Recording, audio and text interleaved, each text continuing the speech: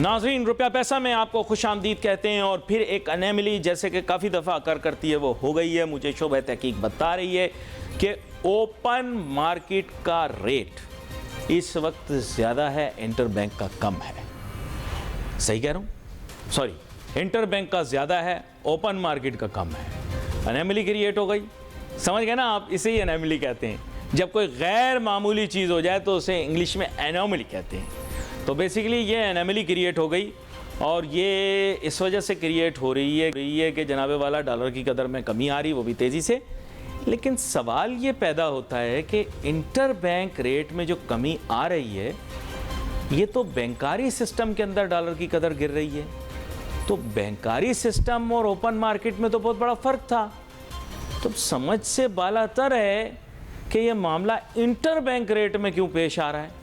میرے خیال سے یہ وقت آ چکا ہے کہ سپاہ سالار پاکستان جناب جنرل عاصم منیر صاحب ایک high level financial monitoring committee بھی بنائیں، جو کہ بینکاری نظام کو بھی آبزرو کرے کہ کیا بینکس اپنا اچھا کردار ادا کر رہے ہیں ڈالر کی قدر کو توازن میں رکھنے کے لیے۔ دیکھیں، یہ بڑا اہم نقطہ ہے، اور کیونکہ آپ کو پتہ ہے کہ میرا پروگرام خاص طور پہ اسلام آباد اور گرد و نواح کے شہروں کے اندر بہت زیادہ دیکھا جاتا ہے۔ پہلے لوگوں کو مذاق لگتا تھا، لیکن اب آہستہ آہستہ جب میری باتیں سچ نکلنا شروع ہوئی ہیں تو پھر ان کو یقین آنا شروع ہو گیا ہے۔ بات یہ نہیں کہ ضروری نہیں کہ ہر بندہ بات سن رہا ہوگا، سوچ ویسے ہی رہا ہوگا جیسے میں سوچ رہا ہوں۔ ان کی میری سوچ ایک جیسی ہے، ٹھیک ہے؟ سمجھ میں آئی؟ دوسرا چیپٹر میں نے آپ کو بتایا تھا، نیب میں جس طرح سے استعفے آئے ہیں، اس سے اس بات کا پتہ لگ رہا ہے کہ آگے جا کر بڑے لارج اسکیل کے اوپر اینٹی کرپشن آپریشن ہونے والا پاکستان کے اندر، یعنی کرپشن کے خلاف ایک باقاعدہ محاذ ہوگا، جو کہ متحرک طریقے سے آپ دیکھیں گے کہ عمل میں آئے گا۔ تھوڑا سا ویٹ کر لیں، تھوڑا سا دیکھیں۔ بات یہ ہے کہ اگر الیکشن تقریباً 63 دن میں کروانے ہیں تو پھر اینٹی کرپشن کی مہم تھوڑی تیز چلے گی۔ میرا کام بتانے کا تھا، آگے سمجھنے کا کام آپ کا ہے۔ I am not a صحافی۔ I do not have a بلی، I do not have a چڑیا، I do not have a چڑیل۔ I just have a mind that I like to use۔ یہاں پر آگے چیز یہ ہے کہ آج ہم پروگرام جو موضوع ہوگا وہ ہوگا ڈالر، اور ڈالر کی قدر کے اندر تیزی سے کمی۔ ہمارے ساتھ موجود ملک کے معروف معیشت ناب ڈاکٹر شجاعت مبارک صاحب، ویلکم کرتا ہوں آپ کو شو میں۔ تھینک یو علی بھائی۔ ڈاکٹر شجاعت مبارک صاحب، ڈالر کی قدر میں بڑی تیزی سے کمی آئی، اوپن مارکیٹ کے اندر کمی آنا یہ تو ہمیں سمجھ میں آتا ہے۔ اوپن مارکیٹ سے ہٹ کر انٹر بینک ریٹ میں کمی آنا، یہ میرے نزدیک ایک سوالیہ نشان ہے کہ وہاں پر اتنی تیزی سے قیمت میں کمی آ رہی ہے۔ اس کا مطلب بینکاری نظام پہلے بھی ریٹ کو کم رکھ سکتا تھا۔ اس کے اندر اسٹیٹ بینک کی اور بینکاری جو ادارے ہیں ان سب کا ایک کردار ہے، میرے خیال سے اس کو بھی دیکھنا ضروری ہے۔ کیا کہتے ہیں آپ ڈاکٹر شجاعت مبارک صاحب؟ تھینک یو ویری مچ علی بھائی، اور میرا خیال ہے بڑا امپورٹنٹ نقطہ آپ نے اٹھایا، اور یہ زیر بحث ہے نہ صرف آپ کے پروگرام میں اور بھی مختلف جگہوں پہ، کہ ایسی کیا وجوہات ہیں جو کہ بالکل یہ اپ سائڈ ڈاؤن ہو گئی ہے، جبکہ کچھ دن پہلے تک تو چیزیں بالکل مختلف تھیں۔ تو ایک براڈر اس کی میں ریزن بتاتا ہوں، پھر میں ایک اسپیسیفک اس کی طرف آؤں گا۔ دیکھیں، پاکستان کے اندر جو ریگولیشن ہے نا، ریگولیٹری نظام، جتنے بھی جو انسٹیٹیوشن ہیں جو کہ ریگولیٹ کرتے ہیں چیزوں کو، دیکھتے ہیں کہ کون سی چیز کہاں پر ہونی چاہیے، اور جس کا جو فنکشن ہے وہ ان کو صحیح طریقے سے پرفارم کریں۔ تو میں یہ پہلے آپ کے پروگرام میں کہہ چکا ہوں کہ Pakistan is a classical case of a regulatory failure. اور یہ جو آپ کے کمرشل بینکس کی جو ابھی جو صورتحال واضح سامنے آ رہی ہے، جو انڈیکیٹ کرتی ہے، مجھے اب ظاہر ہے کہ ہم کسی پہ ایکیوز نہیں کر سکتے، لیکن جو سچویشن نظر آ رہی ہے وہ یہ انڈیکیٹ کرتی ہے کہ اگر بینک چاہتے تو ریٹ کو کافی حد تک کنٹرول کیا جا سکتا ہے۔ انیملی تو ایگزسٹ کرتی ہے، انیملی ایگزسٹ کرتی ہے، اور یہ میں آپ کے پروگرام میں بھی اور بہت سارے دوسرے لوگ بھی کہہ چکے ہیں کہ پاکستان کا جو بینکنگ سسٹم ہے، جو بینکس ہیں، they are not in fact doing banking, وہ تو، اور یہی شاید وجہ ہے کہ ان کی جو بینکنگ ایکیومنٹ ہے وہ بھی بڑی ڈیٹوریٹ ہو رہی ہے۔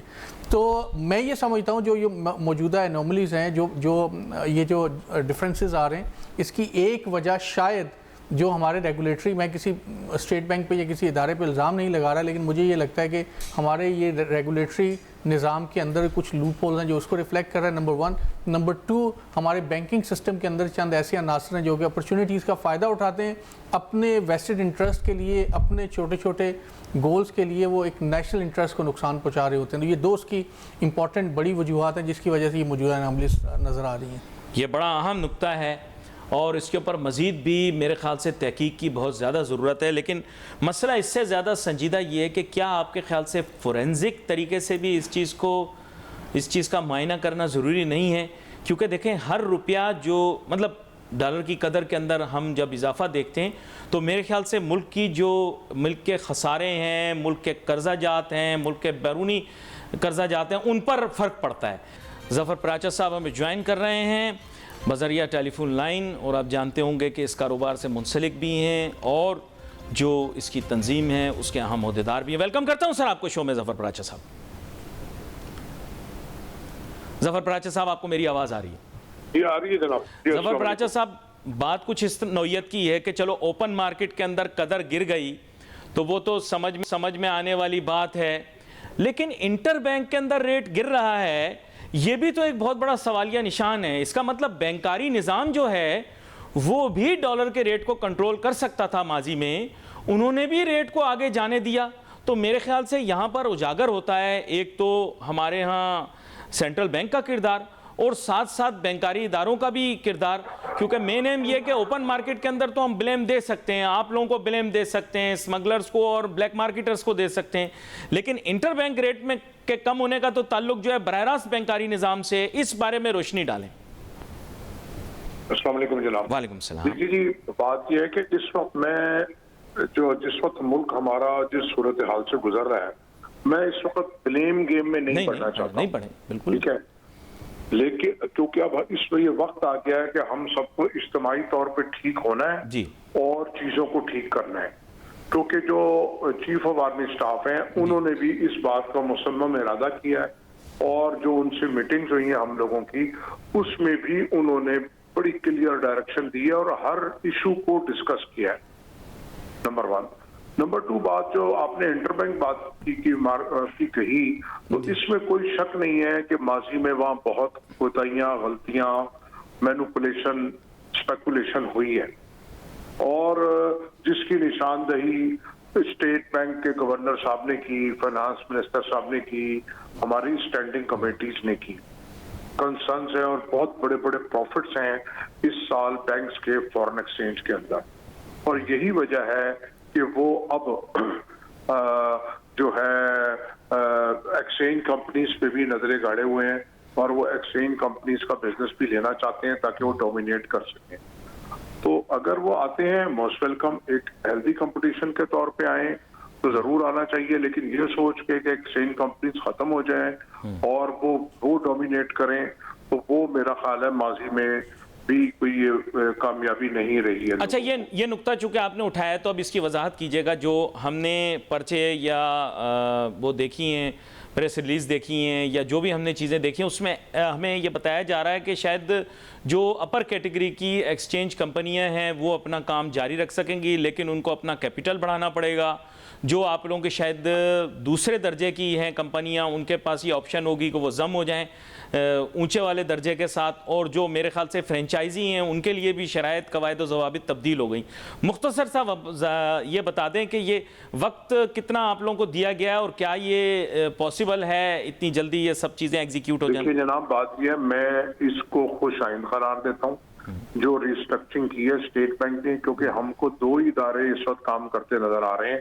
پہلے تو صرف اسٹیٹ بینک کام کرتا ہوا نظر آ رہا تھا، ویجیلنٹ تھا، اب ہماری اسٹیبلشمنٹ کی فکر مندی جو تھی وہ نظر آنا شروع ہو گئی ہے۔ تو جو انہوں نے اقدام اٹھایا، جو ریسٹرکچرنگ کی ہے، بہت اچھی کی ہے، وی آر ویلکم۔ لیکن اس کے ساتھ ساتھ میں یہ کہنا چاہوں گا کہ ریسٹرکچرنگ ہر شعبے میں ہونے والی ہے، ایک بات۔ دوسری بات یہ ہے کہ جو پیڈ اپ کیپٹل کی بات ہے، ایکسچینج کمپنیز تو وہ آلریڈی فل کمپلائنٹ ہیں، بلکہ ان کے پیڈ اپ کیپٹل اس ریکوائرمنٹ سے ڈبل اور ٹرپل ہے، تو ہمیں کوئی ایشو نہیں ہے۔ اور جو مرجر ہیں وہ بھی ود ان ٹائم ہو جانے چاہیے، اور اگر ٹائم کم ہے تو ان کا ٹائم بڑھا دینا چاہیے تھوڑا ان کو، ग्रेस पीरियड दे देना चाहिए, ताकि सब लोगों का जो कारोबार और रोजगार है वो बाहर ना हो, क्योंकि 25 साल 30 साल से ये लोग यही काम कर रहे हैं, और अगर ये काम नहीं कर पाएंगे तो क्या करेंगे, नंबर वन। और अगर इनको हमने इस मेन स्ट्रीम से बाहर निकाल दिया तो फिर भी ये लोग यही काम करेंगे और डिस्टर्ब करेंगे आपकी लेजिटिमेट मार्केट को। तो हमको अगर उनके पास उनको ड्राइविंग आती है और लाइसेंस नहीं है तो हमें उनको लाइसेंस देना पड़ेगा। दूसरी बात, जो एक्सचेंज कंपनीज के रोल की बात है, तो पूरी दुनिया में एक्सचेंज कंपनी का रोल है। एक दो साहब ऐसा लगता है किसी एजेंडे पे काम कर रहे हैं, मुल्क में अफरा तफरी फैलाना चाहते हैं कि जी कहीं दुनिया में एक्सचेंज कंपनीज नहीं है, हर जगह है। और ये काम एक्सचेंज कंपनीज का, और हर पाकिस्तान में भी स्पेसिफिक बहुत सारी कंपनीज हैं उस काम के करने के लिए। यानी कि हम ये नहीं कह सकते कि जो सिक्योरिटी गार्ड कंपनी है वो पुलिस को दे दी जाए। अगर पुलिस वो काम कर सकती तो सिक्योरिटी गार्ड ना होते, और वो पूरी दुनिया में है प्राइवेट सिक्योरिटी। तो बड़ी अहसन मिसाल दी है आपने, बड़ी अहसन मिसाल दी है जी। ठीक है, तो ये इसी तरह जैसे शेयर्स के लिए शेयर ब्रोकर हैं, हम कहें कि ये बैंकों को दे दें, तो अगर वो कर सकते होते तो वो कर लेते काम।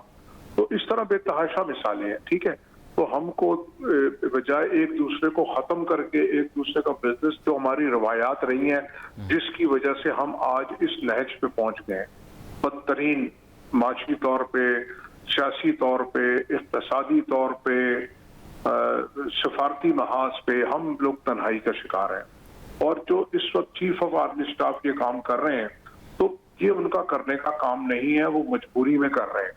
मैं उनको इस बात पे बटर अप नहीं करूंगा, लेकिन मजबूरी में कर रहे हैं जब इदारों ने अपने काम नहीं किए। अगर इदारे अपने काम कर रहे होते तो उनको ना आना पड़ता, क्योंकि उनके लिए ये बहुत पैटी इश्यूज हैं, उनके लिए बहुत बड़े बड़े काम है, उनकी तवज्जो वहां से हट सकती है। हमारे बॉर्डर्स के मसाइल हैं, हमारे खारजा मसाइल हैं, और हमारे यहाँ सबसे बड़ा दहशतगर्दी का। फिर आपके तवज्जो से एक बात की और हाईलाइट अच्छा, लेकिन जफर बराचा साहब, असल में मसला ये है कि डॉलर की बढ़ती कदर की वजह से जो है ना मुल्की सालमियत को खतरा आ गया था। क्योंकि जो पाकिस्तान के मईशतदान हैं, मैं चाहूँगा आप मेरे साथ रहें, मैं यहाँ पर डॉक्टर शुजात साहब भी मौजूद हैं।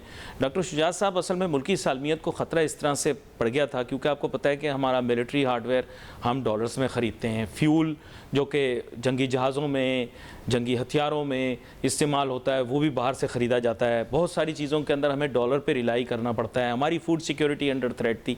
इस वजह से मेरे ख्याल से ये मजबूरी, जैसे कहा पराचा साहब ने, वो भी मजबूरी भी थी और एक तरह से लाजमी भी हो गया था कि इस वक्त इंटरवीन किया जाता, क्योंकि हालात अगर हाथ से निकल जाते तो सालमियत ख़तरे में पड़ जाती। जी, क्या कहते हैं आप डॉक्टर? विंस्टन चर्चिल का कॉल है कि जो फौजें हैं ना वो पेट के बल रेंगती हैं। यानी कि जो मईशत होती है वो चाहे कोई भी ऑर्गेनाइजेशन होती है उसकी बैकबोन होती है। उसमें कोई शक नहीं है कि गिवन द पाकिस्तान जो कंडीशन और पाकिस्तान का जो जोग्राफिकल लोकेशन है, पाकिस्तान अगर आपकी इकोनॉमी कॉम्प्रोमाइज़ होती है तो आपके मिलिट्री हार्डवेयर और बहुत सारी चीज़ें वहाँ पे कॉम्प्रोमाइज़ हो सकती हैं। तो इवेंचुअली इसमें तो कोई शक नहीं है। मैं इस बात को बढ़ाने से पहले, मैं जो पराचा साहब ने बात की एक्सचेंज कंपनीज़ की, मैं थोड़ी सी इसमें ऐड कर दूँ कि देखें, हमारे यहाँ एक चीज़ बड़ी अजीब सी होती है कि अगर कोई एक प्रॉब्लम आती है, कहीं से कुछ इशू आता है, तो कहते हैं उस सेक्टर को ही बंद कर दें, फलां सेक्टर है उसको क्लोज कर दें। देखिए, ज़रूरत उसको बंद करने की नहीं है, उसको रेगुलेट करने की है। अब अगर एक्सचेंज कंपनीज बंद हो जाएंगी तो आम मेरे जैसा सारिफ या आप जैसा बंदा कहाँ पे जाके कहीं धक्के खाता फिरेगा? At the end of the day जाके पब्लिक उसको सफ़र करेगी। तो मैं बिल्कुल इनकी बात से एग्री करता हूँ कि भाई इसको रेगुलेट करें, बजाय इसके कि आपने ये कहें कि पूरी दुनिया में एक्सचेंज कंपनीज बंद हो गई हैं और नहीं है, जो कि बिल्कुल गलत है, और पाकिस्तान में भी उसको बंद कर दें। अब आते हैं आपके सवाल की तरफ। देखें अली भाई, मैं ये समझता हूँ कि इस वक्त पाकिस्तान का जो सबसे इम्पॉर्टेंट एजेंडा है पाकिस्तान की सिक्योरिटी के बाद, वो पाकिस्तान की मईशत है। बल्कि आप ये समझ लीजिए कि पाकिस्तान की मईशत और पाकिस्तान की सिक्योरिटी आपस में जुड़े हुए हैं। मुझे अभी सोशल मीडिया पे मैं देख रहा था, मुझे शर्म भी आ रही थी और मुझे बड़ा अजीबो गरीब एम्बेरसमेंट भी हो रही थी कि इंडिया में G20 और पूरी दुनिया की बड़ी बड़ी इकॉनमीज़ वहाँ पे बैठ के और जो हम काम कर रहे हैं उसको इनकाउंटर करने के लिए, जो चाइना के साथ CPEC का मनसूबा है उसको काउंटर करने के लिए या इनकाउंटर करने के लिए एक बड़े बड़े मनसूबे बनाए जा रहे हैं। दुनिया की इकॉनमीज़, अपने इकॉनमीज़ को फ्लोरिश करने के लिए प्रोजेक्ट्स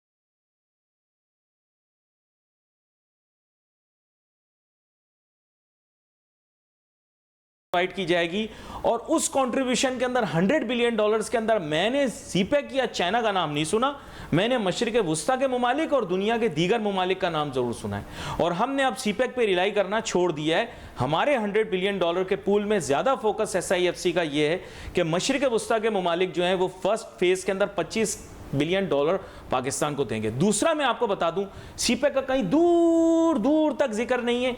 दूसरा नुक्ता है हमारा, वो है ग्रीन पाकिस्तान, जिसके माने ये एग्रीकल्चरल रेवोल्यूशन जो अवाम की उमंगों और उम्मीदों के मुताबिक हो। और फिर नंबर 3 मैं वाज़ेह करके आपको बता रहा हूँ, माइंस एंड मिनरल्स के ऊपर फोकस हो रहा है कि माइंस एंड मिनरल्स के जो शोबे हैं उस पर बहुत ज़्यादा इन्हिसार किया जाए। और नंबर 4 पे जो बात मैंने सुनी, हो सकता है मैं गलत कह रहा हूँ, नंबर 4 जिस पर मैंने देखा है वो है anti smuggling, anti black marketing और मुस्तकबिल में आप देखेंगे एंटी करप्शन। इसके ऊपर बहुत स्ट्रॉन्ग एम्फेसिस होगा, क्योंकि आज भी जब स्टैट्स को बताया गया, क्योंकि बहुत सारे लोगों ने गलत मिसगाइड किया माजी के अंदर कि corruption is not an issue, corruption is a very major issue, black marketing is big issue, smuggling is big issue. इसमें कहीं पर ये चैप्टर अब क्लोज हो चुका, बुरा ना मानिएगा। और गवादर का चैप्टर भी अब उतना ज़्यादा हाईलाइटेड नहीं है, वो भी तकरीबन आप क्लोज समझें। नया प्रोजेक्ट जो पाकिस्तान के अंदर आ रहा है उसका नाम है सक्खर हैदराबाद मोटरवे या हैदराबाद सक्खर मोटरवे। अब चाइनीज़ का भी इसरार ये है कि कराची शहर को डेवलप किया जाए, which is a better port, which is better infrastructure, और इसी के ऊपर इन्हिसार करके सीपेक को रीड्रॉ किया जाए एज अ प्रोजेक्ट। जो बात ज़बान ज़दो आम है, ये मैं आपको बता रहा हूँ। ज़फ़र पराचा साहब हमारे साथ मौजूद हैं ऑन द लाइन और उनको लेते हैं गुफ्तगू में। ज़फ़र पराचा साहब, आपको दोबारा से वेलकम करता हूँ ब्रेक के बाद। ज़फ़र पराचा साहब, गुफ्तगू ये हो रही थी कि नया जो माशी तरजीहात का प्लान है उसमें नंबर 1 के ऊपर SIFC का क़याम यानी फॉरेन इन्वेस्टमेंट इनवाइट करना है। पहले $25 अरब का टारगेट रखा है, मजमूई टारगेट $100 बिलियन। दूसरा नुक्ता ग्रीन पाकिस्तान, एग्रीकल्चरल रेवोल्यूशन। तीसरा नुक्ता माइंस एंड मिनरल्स, मुल्क के अंदर मौजूद कुदरती वसाइल को बेहतर अंदाज में इस्तेमाल करना। और चौथा नुक्ता जो मेरी समझ में आया वो है anti smuggling, anti black marketing, anti corruption. तो ये 4 नुकात हैं। ज़ाहिरी बात है माजी के अंदर हमने अपने सारे एग्स इन वन बास्केट डाल दिए यानी सीपेक, जिसकी वजह से मुल्क को बहुत ज़्यादा नुकसान हुआ। लेकिन अब जो हम देख रहे हैं एक बड़ी कम्प्रिहेंसिव और अच्छी स्ट्रेटजी डिवाइस की गई है, जिसमें मशरिक वुस्ता, वेस्टर्न कंट्रीज़ और चाइना से भी ताल्लुकात बिगाड़े नहीं गए, बल्कि एक ब्रॉड SIFC फ्रेमवर्क बनाया गया। क्या कहते हैं आप? ठीक है जनाब जी, जो चारों नुकते हैं बड़े अहम हैं। ठीक है जनाब, और ये बिल्कुल सही इन्होंने इसके अंदर रखी हैं चीजें। जो आपने आखिरी बात कही है ना स्मगलिंग की, वो मेरी नजर में एजेंडा नंबर 1 है और प्रायोरिटी नंबर 1 है, और उसी पे मेरे हिसाब से काम पहले शुरू हुआ है। क्योंकि इस वक्त स्मगलिंग हमारे मुल्क की जो सबसे ज्यादा लुक्रेटिव और इंस्टेंट प्रॉफिट हासिल करने का जरिया है, और इसमें बड़े से आदमी से लेके छोटे से छोटा आदमी ये काम कर रहा है। तो इसको बिल्कुल सही हाथ डाला गया है। बड़े बड़े माफियाज हैं मुल्क के अंदर, मुल्क के बाहर। आप ये देखिए कि आपकी जो सरहदें हैं अफगानिस्तान के साथ या कहीं और, वो गैर महफूज हो गई हैं स्मगलर्स के हवाले से या तालिबान के हवाले से। और जब से हमने डॉलर को कंट्रोल किया, अफगानिस्तान की करेंसी डिवैल्यू हो गई है 10%, क्योंकि वो चलते ही हमारे सर पे है। और बाकी की स्मगलिंग, उसने भी हमारी पूरे मुल्क को तबाह कर दिया। तमाम इंडस्ट्री, एम्प्लॉयमेंट, GDP, हमारा रेवेन्यू, सब के सब तबाह हो गया। अगर हम इसके ऊपर उसको खत्म तो नहीं कर सकते, लेकिन अगर हम 70% काबू पा लें तो हमारा मुल्क बहुत तेजी के साथ तरक्की करेगा इंशाल्लाह। हमारी बंद इंडस्ट्रियां भी खुल जाएंगी। फिर आपने बात की एग्रीकल्चर की, बिल्कुल नेग्लेक्टेड है। और जो हमारा पुराना जो जमींदार है या ग्रोअर है, पुराने माइंडसेट से सिर्फ पैसे निकालता है और वो लगाता नहीं है उसके ऊपर। तो अब जो नए लोग आएंगे इंशाल्लाह बहुत ज्यादा तेजी से तरक्की होगी, और वो वैल्यू एडेड भी करेंगे इसको। ये नहीं कि सिर्फ चावल भेज दिया बाहर या चीनी भेज दी, ठीक है जी, या गंदम भेज दी, सस्ती बेच दी, महंगी मंगा ली। इसके साथ साथ जो आपने तीसरी बात की मिनरल एंड माइंस, ठीक है जी, वो भी बहुत बड़ा हमारे पास अल्लाह ताला ने हमको दौलत दी है। लेकिन उसमें भी मैं ये कहना चाहूंगा कि रॉ मटेरियल नहीं भेजना हमने वैल्यू एडेड चीजें बना के बेचनी है।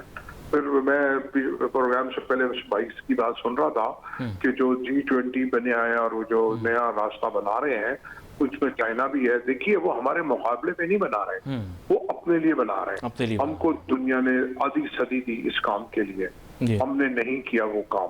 یہ جو سی پیک والا چائنا ہمارے ساتھ لگا اور لگا, صرف اور صرف ذاتی مقاصد, کسی کے اپنے گولز ہیں, کسی کے اپنے ٹارگیٹس ہیں. ہمارے یہاں پاکستان میں صرف اور صرف جو ہے نا میں والی سوچ ہے, میں ہم والی سوچ نہیں ہے, وی نہیں ہے.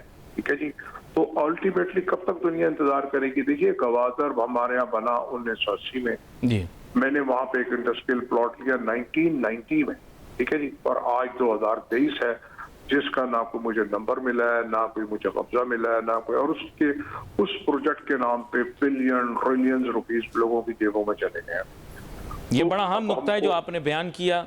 ناظرین, حقیقت اور افسانے میں بہت بڑا فرق ہے, اور امید کرتے ہیں کہ حالات, واقعات اور معاملات کے تحت تمام چیزیں حقائق میں بدل جائیں. اس ملک کی حقیقت یہ ہے کہ اس میں معاشی طور پہ دم ہے, اور دم خم موجود ہے. اس کی وجہ یہ ہے کہ یہ ملک آج تک قائم بھی ہے, اس میں مزید پوٹینشل بھی موجود ہے. لیکن وہ پوٹینشل کس چیز کا ہے, اس پوٹینشل کو آئیڈینٹیفائی کرنا بہت ضروری ہے. Location, location, location. اب مسئلہ میں آپ کے سامنے بیان کرتا ہوں. ڈاکٹر شجاعت مبارک صاحب, آپ کو شاید اس چیز کا علم ہو, شاید نہ ہو. اس کی وجہ یہ کہ یہ خبر ابھی آئی ہے کہ امریکہ کی ایک بہت معروف دفاعی شخصیت, جو دفاعی اداروں کے اندر بڑے اہم عہدوں کے اوپر فائز رہے ہیں, انہوں نے یہ بیان دیا ہے کہ افغانستان کے اندر موجودہ حکمران جو بھی طبقہ ہے یا گروہ ہے یا جو ان کے سسٹم کو چلا رہے ہیں افغانستان کے اندر, ان پر عدم اطمینان کا اظہار کیا انہوں نے. یہ آج صبح کی خبر ہے, تازی. ان کا انٹرویو نشر ہوا ہے.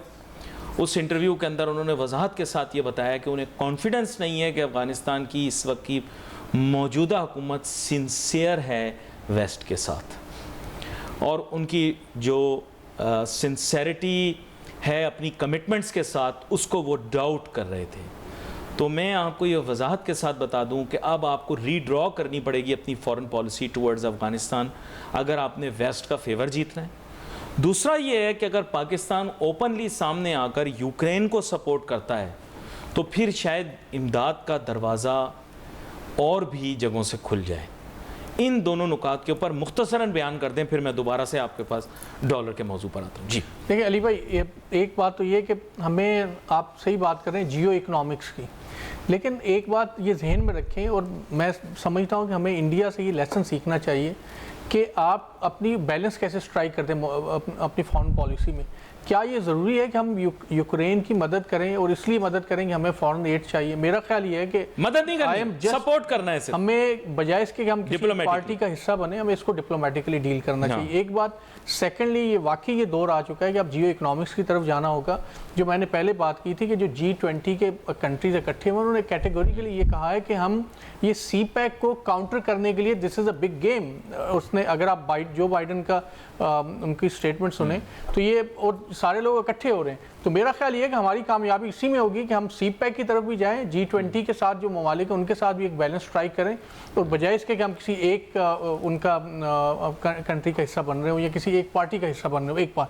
اب آگے موو کرتے ولی بھائی, دیکھیں جب تک پاکستان, وہ کہتے ہیں کہ جسے کاردانے اسے کملے بھی سیانے, آپ کے گھر پہ دانے نہیں ہیں.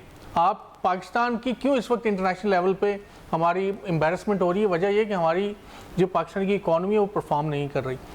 آپ انٹرنیشنل انویسٹر کے ساتھ لوکل انویسٹر کو بھی آنے دیں, اس لوکل انویسٹر کو فیسیلیٹیٹ کریں. آپ دیکھیں کہ جب پاکستان کا local investor, local businessman, depreciating currency کے ساتھ کوئی نہیں آئے گا نا پاکستان میں. علی بھائی, باہر کے لوگوں کو ٹھیک ہے, لیکن آپ لوکل لوگ تو آ سکتے ہیں نا. ہمارے اپنے لوگوں کو آپ فیسیلیٹیٹ کریں, اپنے لوگوں کو آپ اس فیسیلیٹیشن نیٹ ورک میں لے کے آئیں. اپنی جی ڈی پی جب بہتر ہوگی تو آپ انٹرنیشنل لیول. شجاع صاحب, میرے پاس وقت ختم ہو رہا ہے. اتنی بڑی ایمنیسٹی دی, آپ کے خیال سے کیا یہ ایمنیسٹی انڈسٹریز کی طرف نہیں دینی چاہیے تھی؟ کہ آپ یہ سارے پیسے جو آپ کما رہے ہو وداؤٹ سورس, یہ ریئل اسٹیٹ کے بجائے آپ جا کے انڈسٹری میں پارک کرو تو آپ سے کویسچن نہیں پوچھے جائیں گے. آپ مجھے بتائیں, کیا کوئی بھی لاجیکل انٹیلیجنٹ شخص یہ کہے گا کہ آپ پیسے لے کر اوپن پلاٹس کے اندر انویسٹ کر دیں تو ہم آپ کو یا آپ ریئل اسٹیٹ اور کنسٹرکشن کے شعبے میں انویسٹ کر دیں تو ہم آپ کو جو ہے وہ ایمنیسٹی دیں گے. I am not saying open ایک سینٹنس کیا بہتر نہیں تھا کہ یہ کیپٹل گڈز بنانے والی انڈسٹریز کے اوپر انویسٹ کریں؟ پاکستانی کو ایک اپنا جو ہیرو ہے ایک اور شخص کو بنا لے. ایک آنیسٹ اور انٹیگرل بزنس مین بھی پاکستان کا ہیرو ہونا چاہیے. میرا خیال یہ ہے کہ اگر پاکستان اس بات کو یہ سمجھ لیں کہ جو ایک انٹیگرل اور آنیسٹ بزنس مین ہے, جو بندہ بزنس کر رہا ہے وہ پاکستان کا ہیرو ہے, تو ہمارے بہت سارے مسائل حل ہو جائیں گے. ہمیں خواہ میں اس بزنس مین کے اس کی راہ میں روڑے بھی نہیں اٹکانے چاہیے, اور اس بزنس مین کو بھی چاہیے کہ وہ جو اپنے ٹیکسز پورے دے, جو باقی چیزیں اس کو بہتر طریقے سے وہ پرفارم کرے. تو I think this is a time کہ آپ بزنس کے اس خواہ میں روڑے نہ اٹکائیں, بزنس مین کو جتنا فیسیلیٹیٹ کر سکتے ہیں وہ فیسیلیٹیٹ کریں, اور جب آپ کی اکانومی تھوڑی سی کنسولیڈیٹ ہوگی تو پھر جا کے فورن انویسٹمنٹ آئے گی. جو $25 بلین آنے ہیں وہ آپ کو مشینری کی مد میں آئیں گے, وہ کیش میں نہیں آئیں گے. اس کا مطلب یہ کہ آئندہ آنے والے 3-4-6 مہینوں کے اندر پاکستان میں کوئی بہت بڑا کیش کا انجیکشن نہیں لگنے والا. وہ انویسٹمنٹ کریں گے اور وہ گریجول انویسٹمنٹ ہوگی. تو اس کا حل اسی میں ہے کہ آپ اپنے لوکل جو بزنس مین ہیں ان کو آپ محرک کریں, آپ ان کو لے کے آئیں. سیکنڈلی, اگر گورنمنٹ اپنا ریگولیٹری رول افیکٹولی پلے کرنا شروع کر دیں تو پاکستان کے 50% معاشی مسائل حل ہو سکتے ہیں. یہ بڑا اہم نقطہ ہے جس کو آپ نے بیان کیا. ظاہری بات ہے اس میں اور بھی انپٹس وقت کے ساتھ آتی رہیں گی. مہمانوں کا شکریہ ادا کرتے ہوئے ناظرین, wait for messages on Facebook. Ali Nasir, my team. اللہ حافظ.